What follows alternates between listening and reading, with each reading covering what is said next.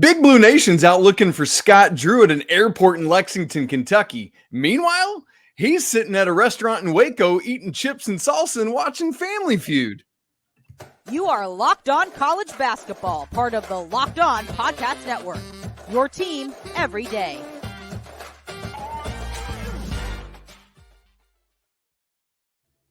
Welcome into the Locked On College Basketball Podcast, the only daily national hoop show out there. Yes, that's right. College hoops every day, even in the offseason. We're your host. This is Andy Patton. I'm Isaac Shade, and you're joining us at the place to get your college hoops content every single day. Thanks for making us your first listen or watch. By the way, you can listen free, ad-free, I should say, all the time on Amazon Music. And a special shout out to all you everydayers out there. This episode is brought to you by FanDuel. Make every moment more. New customers, join today and you'll get $150 in bonus bets if your first bet of $5 or more wins. Visit FanDuel.com/locked-on to get started. Andy, we just got to keep this Coach Cal train going. It's Cal week, apparently, here on the show. We're going to discuss the latest rumors coming out of Lexington and Waco. John Calipari's introductory press conference at Arkansas, which, of course, had hilarity to it, and some NBA draft declarations along with some other portal content and what are all the players doing from Kentucky and Arkansas. It's a whole thing, Andy. But let's start with Scott Drew. And Andy, Wednesday gave us the comedic college basketball content we didn't realize we needed. And I would like to know the story behind Scott Drew's picture. Folks, if you haven't seen it, he took a picture eating with a Baylor supporter at lunch at a local Mexican restaurant, eating chips and salsa on Wednesday. And people are dissecting this thing up and down and left and right and forwards and backwards. And it's absolutely ridiculous. So, Andy, I think what we want to do here is tell some of the anecdotes and then look at look at what it actually might mean. So I'll go with this one.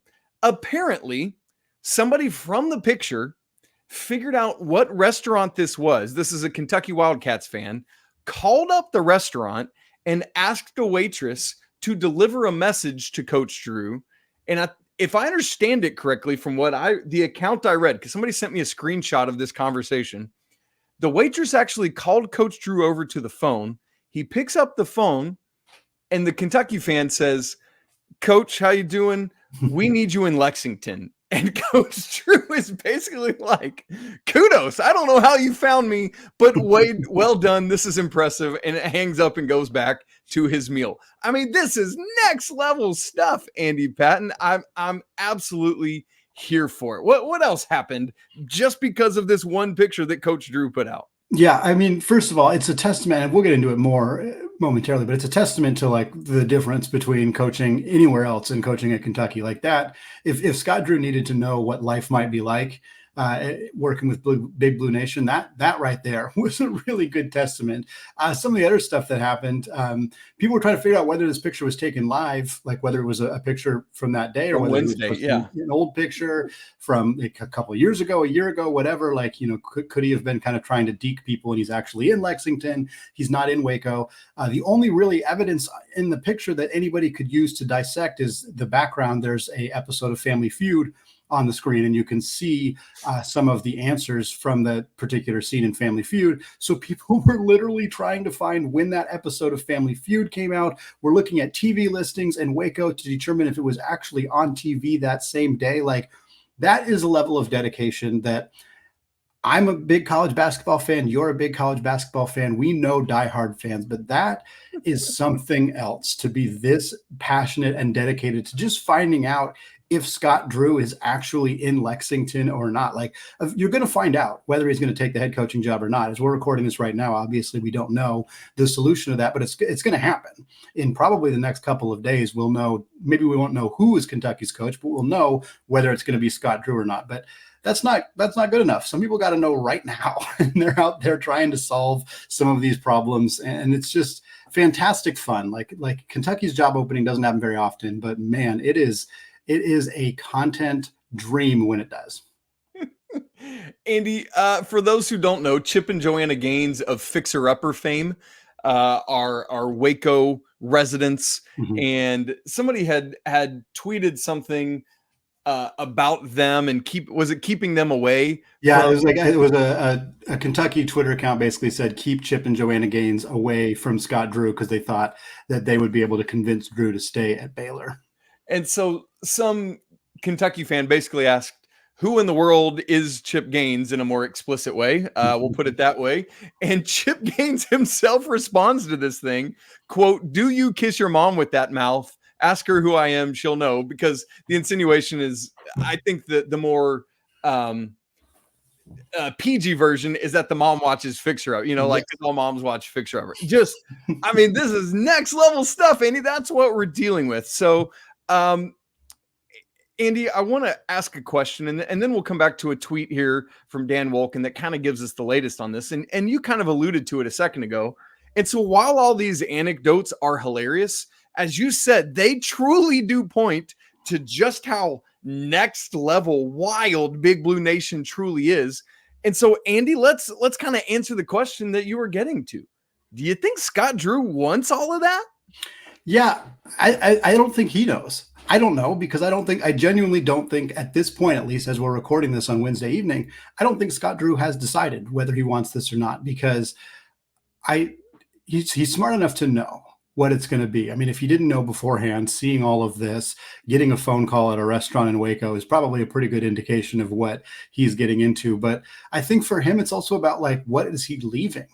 Because right now, he's not immune to criticism at Baylor. And certainly if he were to have a bad season or a couple bad seasons in a row, he would start to hear it. But it is so different at Kentucky. Like, it is a whole different animal.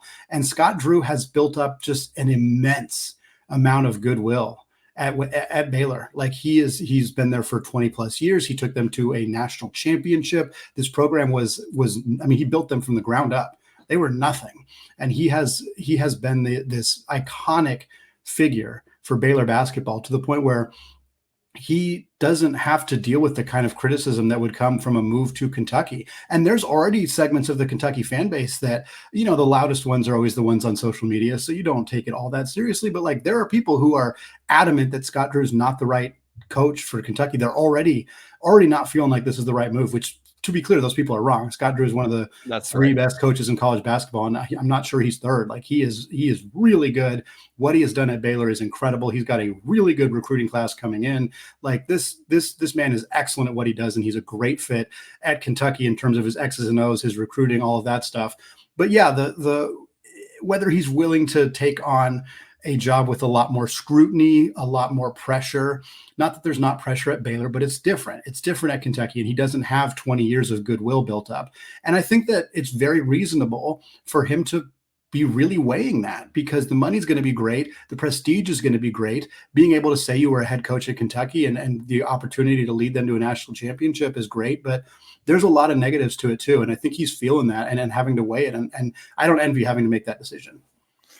Well, Andy, we got a tweet from Dan Wolken, who covers college basketball. This is from 9 p.m. Eastern time on Wednesday. Said all indications as the day winds down, meaning Wednesday, are that this is a really difficult decision for Scott Drew to either go to Kentucky or stay at Baylor. So many things involved: comfort, family. Hard to leave a place that you've been for that long. The only place your kids have known. And Andy, it's just, you just don't know what matters most to one coach or another. You think about somebody else in this whole domino. Andy Enfield goes back to Southern Cal, where Southern Methodist.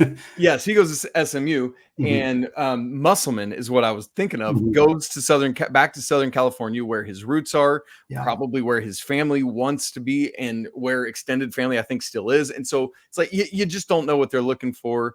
And so, we're just gonna have to wait and see with Coach Drew.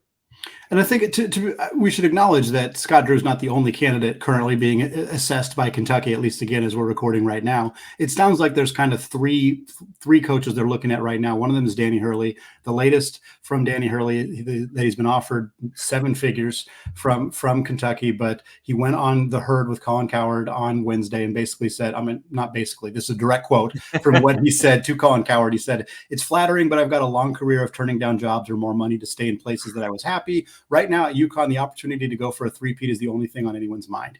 And he's being as clear as I think he's going to be. Like, he doesn't plan to leave UConn. I don't know why he would. The money is great, but if unless money is the singular driving factor, I think he's staying at UConn. Billy Donovan has been in this conversation as well. He remains in the conversation.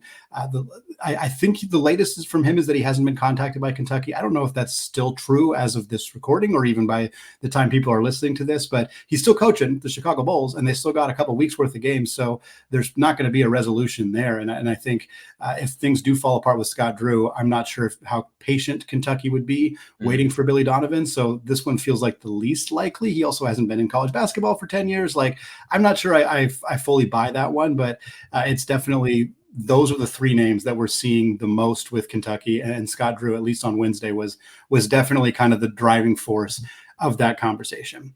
But we're going to kind of switch gears. Instead of talking about who's going to step up at Kentucky, we're going to talk about John Calipari leaving Kentucky and having his first press conference at Arkansas. He said he met with the team, which there wasn't really much of a team for him to meet with. We're going to talk about that.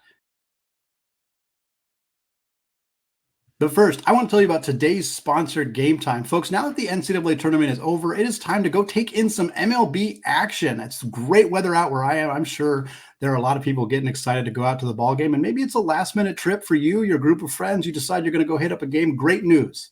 Game Time is now an authorized ticket marketplace with Major League Baseball, which makes getting tickets even faster and easier. And prices on the Game Time app, folks, they actually go down the closer it gets to first pitch. And with killer last-minute deals, all-in prices, views from your seat, and their lowest price guarantee, Game Time takes the guesswork out of buying tickets. You can get last-minute deals and save up to 60%, not only on sports, but on concerts, comedy, theater, and more. And if you're somebody who worries about your tickets being fake, you can buy with Game Time's ticket coverage, which makes your purchase covered by the most flexible customer service policy in the entire ticketing industry. I love having that peace of mind. So take the guesswork out of buying tickets with Game Time. Download the Game Time app, create an account, and use code LOCKEDONCollege for $20 off your first purchase. Terms apply. Again, create an account, redeem code LOCKEDONCollege for $20 off. Download the Game Time app today. Last minute tickets, lowest prices, guaranteed.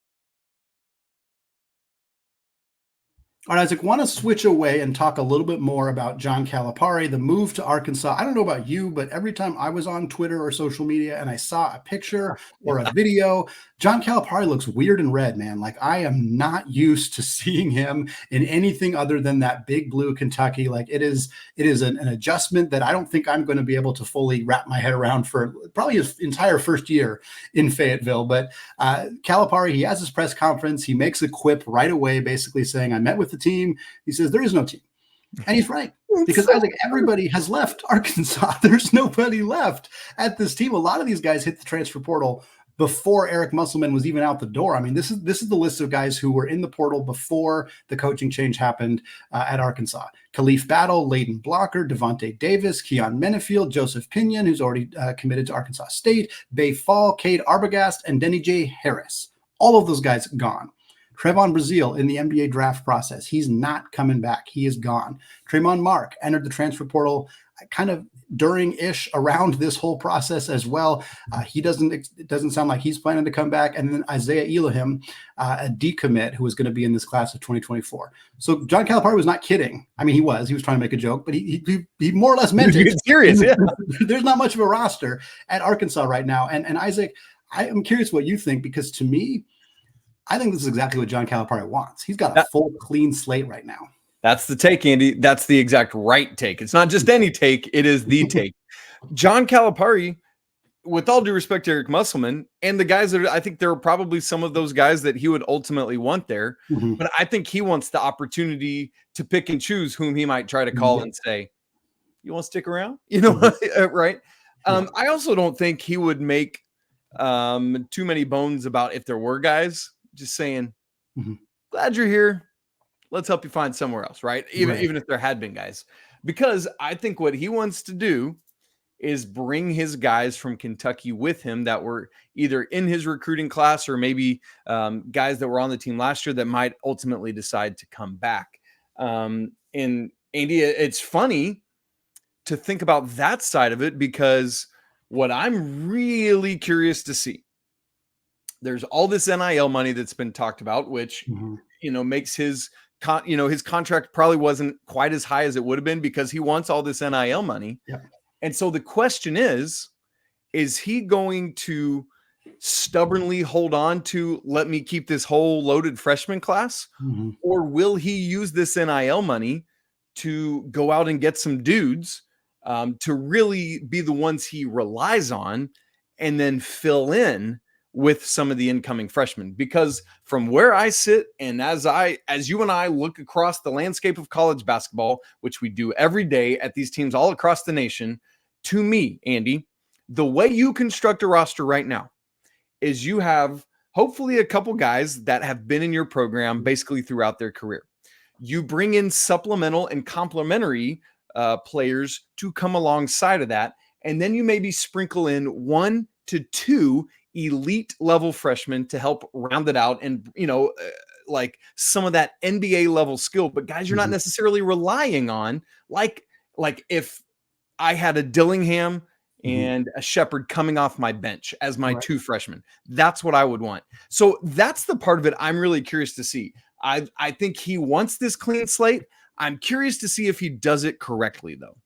Kentucky fans are probably gouging their eyes out thinking about how a dream scenario is having Dillingham and Shepherd coming off the bench, which is what they had last year and still lost to Oakland. But yes, no, I'm with you 100%. And I'm curious how Calipari will approach having this opportunity. And what I'm also curious about is just how many of these guys are going to follow him from Kentucky to Arkansas. How many does he want to follow him from Kentucky to Arkansas? Like, because I think that's where this conversation starts.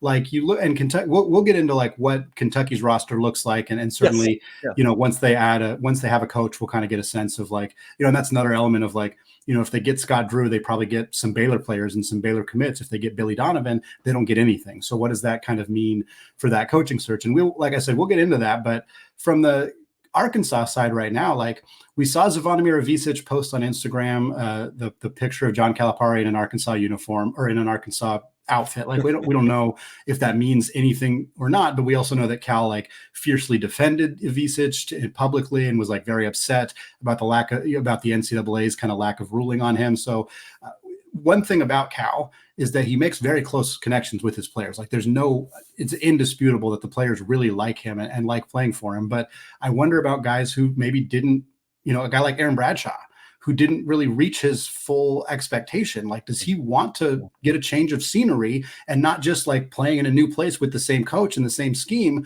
but like, playing for a different coach in a different, in a different environment. And was that injury related or environment related? That's what we're not sure of yet. Right? Exactly.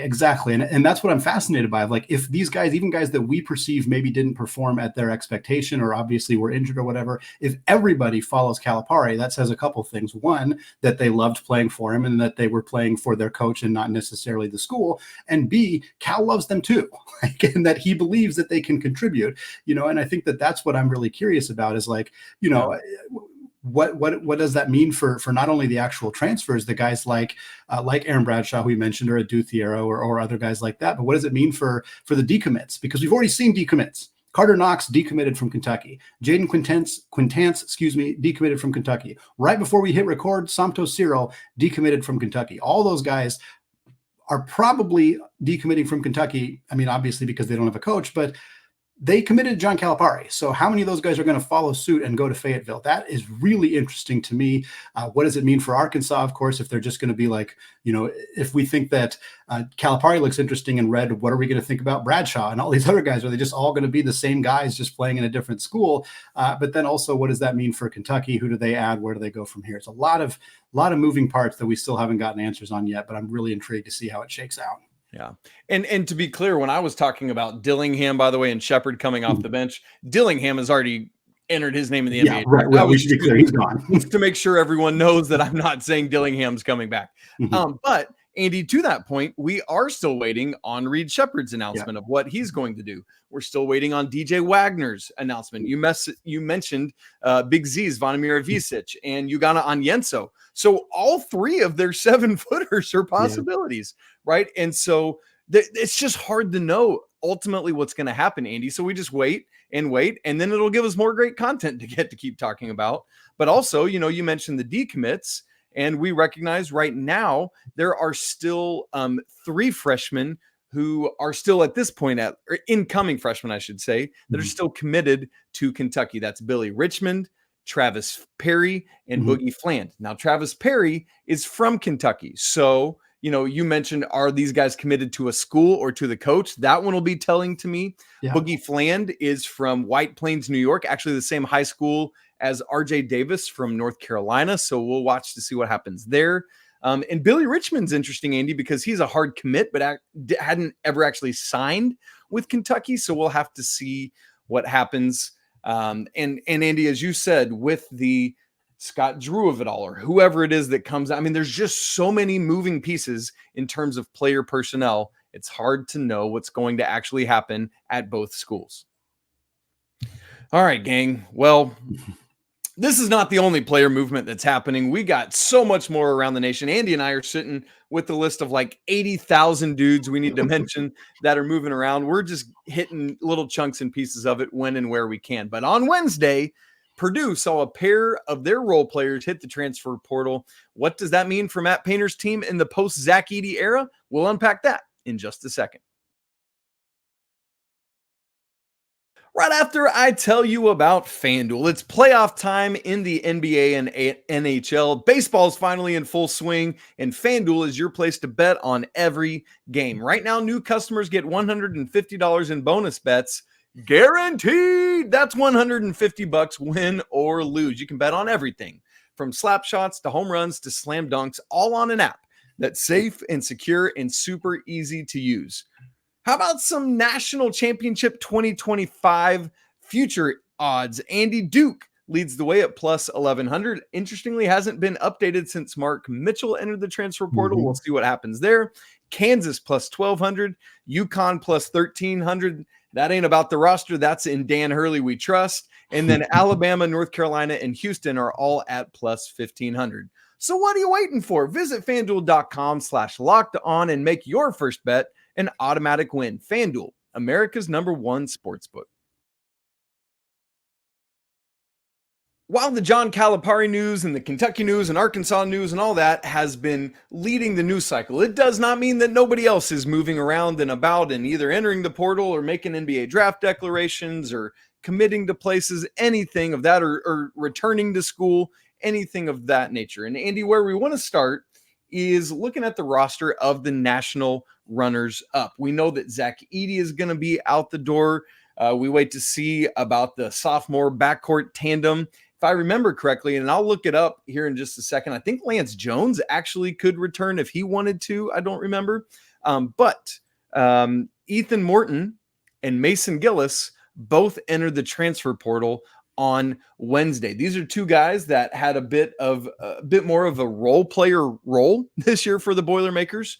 And it's interesting because you wonder if they would have had an opportunity to thrive more next year with Zach Edey out the door and other things going on. And we'll see what Trey Kaufman-Wren's role blossoms into next year. If Caleb First steps into Zach Edey's role, all of that is up in the air right now. But Andy, these two guys enter the portal. Yeah, and I think both Morton and Gillis had bigger roles earlier in their Purdue career. Like they kind of had not sacrificed a bit of their role this season for the greater good. Obviously it worked as the team goes to the national championship. But, I think I can understand why maybe you're like, okay, now it's my chance to shine. It's my opportunity. But I think you hit the nail on the head of like, I can understand why both these guys want to play more minutes next year than they did this previous year, but they probably had the opportunity to do that at Purdue. Yeah. And I don't think there's some conspiracy of like, there's, some ulterior reasons of why they're leaving. They may just want a change of scenery, get an opportunity to play at a different system, like whatever. It's not really a shock to me that either of these guys are leaving, but I do think it is notable that if you assume the reasoning is more playing time, which is not always, although it's rarely not that, but if you assume it's that, you see that they may have had that going for him at Purdue, but Mason Gillis in particular, I think is going to be really highly sought after. He's kind of like that prototypical stretch four he's big enough to defend fours and fives, and physical enough to like play down low if you need him to. He's a good rebounder, but he's also a really good floor spacer and 3-point shooter. And I talked about him as a potential X factor coming into that game against UConn. And it's like, if you're somebody who's being identified as an X factor in the national championship game, like you're probably going to have a line of suitors out the door who are interested in. So few teams don't want a 6'8" guy who can space the floor, who can play the center position, who has as much experience and NCAA tournament experience as Mason Gillis. I think he's going to be very highly sought after. Ethan Morton kind of only got used in the NCAA tournament to come in and commit a few fouls. Like that was sort of the role that he filled. And I can understand him wanting a bigger role. He's had bigger roles in the past at Purdue. So I get why both these guys are leaving. But if you're Purdue and you're a fan of the Boilermakers, like it already sucks to have come so close to getting over that hump, to winning that championship, to knowing that, the odds of getting back there in a post Zach Edey world are difficult. It's not going to be easy, even if that backcourt stays intact, which it's a phenomenal backcourt.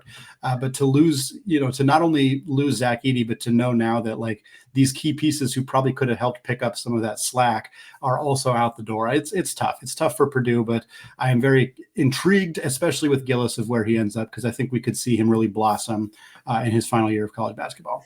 And Andy, I was wrong about Lance Jones. This was his 5th COVID year this year. I looked it up while you were talking, but it's funny because I think essentially Ethan Morton was the one that was hurt because of Lance Jones coming in. He had started 29 games last season, didn't start a one this season, and just saw his production minutes go from 25 a game to 10 a game this year. So I get that one. With Gillis, as you said, I think he's going to be highly sought after. As you said, kind of a 6'6" guy that can play like a small ball four a little bit.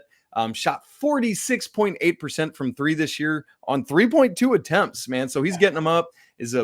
Has a great free throw percentage, 86 this year. So Andy, really, really curious to see where Gillis winds up. How about some NBA draft declarations? We got 4 key ones we want to mention right now. I think if I remember the days correctly, 3 of these came out on Wednesday and 1 of them was on Tuesday. So let me start with that one that came out earlier. No, actually, I'm going to do that one and one that came out on Wednesday because they're teammates. That's Oso Ighodaro and Tyler Kolek, both from Marquette.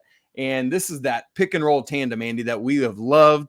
And I know Shaka Smart is sad to see them go, but happy to see his guys make professional draft declarations. Yeah, and I think, one of the big reasons Marquette was so highly ranked this year preseason, and obviously the success that they had in part was that continuity, having so many guys come back from 2 years ago's team to last year's team. And now obviously you kind of knew that train was going to run out, and losing Kolek, one of the best pure point guards in college basketball for the last 2 years. And that's a really devastating blow. And Oso Ighodaro is such a great modern big, and Shaka Smart, I think, utilized him really well. Yeah. And there's still a lot of talent at Marquette, and they're going to have some guys step up and play bigger roles. But that's a really tough loss for Marquette, for the Big East. But I'm extremely excited for both these players. As a Portland Trailblazers fan, Oso Ighodaro feels like a really great fit. If they could find a way to land him, I'm very intrigued by what his skill set could look like in the NBA. And sticking with bigs, who I'm excited to see what they look like at the next level. I wanted to talk about Yves Missi as well. He's one of the other players who entered the transfer portal. Him and Isaiah Collier. And Collier were not at all surprised. Frankly, we're not surprised about Missi either. At least I'm not. I thought that he did enough as a freshman to kind of put himself in that first round NBA draft conversation. But Missi's a guy that hasn't played a lot of basketball in his life and picked it up at kind of a later age. And for him to be such a raw prospect with so much skill, I'm curious how he fits the modern NBA, as he hasn't showed a lot of skills away from the basket, but he's such a good athlete, the potential for him to be an elite level rim protector is clearly there. And we could talk about a little bit what it might mean for Baylor. I mean, the Scott Drew of it all kind of just has everything involving the Bears right now in a bit of a standstill, but I don't think Missi entering the NBA draft really says anything about Scott Drew's status, because I think he was going to do this all along. And frankly, I think it's the right decision for him. Yeah, absolutely. And Andy, the other one we want to mention is Isaiah Collier from USC, who, thank goodness, I've just struggled to say Collier all season long. So He's off to the NBA as well from USC. Andy, a guy that before the season started, a lot of people were looking at as a potential number 1 overall draft pick. He is not there anymore, but I think we are still thinking of him as probably a late lottery pick, maybe slips to the mid first round. I think he'll stick in the lottery, especially as we get into workouts and stuff like that. I think he'll show what people saw from him coming out of high school. It was just a rough year all around at USC. And the question was that him, or, did they have that bad year despite what he was able to do? And NBA front offices are going to have to determine that for themselves. There is always that thing of like, why didn't he win in college? Right. So they're going to have to be working on that for sure. Well, Isaac, this is not even close to the last time we're going to talk about the Kentucky coaching situation. We're going to probably have that be what we're talking about throughout the rest of the week as we find out whether it is Scott Drew, whether they have to pivot and look to other options, whether we see a surprise announcement about Hurley or Billy Donovan. This is going to be the driving conversation in college basketball, and I'm incredibly excited to continue to get to cover that here for the rest of the week on Locked On College Basketball. Folks, thank you to those of you who have made this show your first listen or your first watch of the day, and for those of you who are everydayers and make us part of your daily routine, we sincerely appreciate it. We're chatting daily on the Locked On College Basketball Discord as well. Come join us and hang out if you haven't done so yet. The link is in the show notes. It is free to join. We're going to be talking coaching carousel and everything else going on in college basketball. Thanks again to all of you out there. We will be back later this week. Until then, of course, apologies to the Lawyer family. Let's go Wildcats. And until Friday, peace.